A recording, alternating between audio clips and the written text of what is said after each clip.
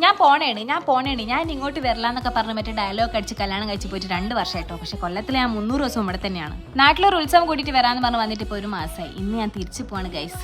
തിരിച്ചു പോകുന്നതിന് ഒരു കാരണം ഉണ്ട് കേട്ടോ. ഹസ്ബൻഡ് ഏട്ടന് ജോലി കിട്ടിയിട്ട് അടുത്ത ദിവസം ജോയിൻ ചെയ്യാൻ പോണേ. അപ്പോൾ അതിന്റെ സന്തോഷത്തിന് നമുക്ക് എല്ലാവർക്കും ഫുഡ് ഇന്ന് അവിടെ നിന്നാണ്. അപ്പോൾ മൂത്തമ്മ വിളിച്ചിട്ടുണ്ടായിരുന്നു. ഞാൻ പോകുന്ന സമയത്ത് വീട്ടിൽ ആരും ഉണ്ടായിരുന്നില്ല. അതുകൊണ്ട് ഒറ്റയ്ക്ക് ബാഗൊക്കെ പാക്ക് ചെയ്ത് ഒറ്റയ്ക്ക് തന്നെ എടുത്തൊക്കെ വെച്ച് ഞാൻ എന്നോട് തന്നെ ടാറ്റാ ബൈബിയൊക്കെ പറഞ്ഞ് ഇറങ്ങി.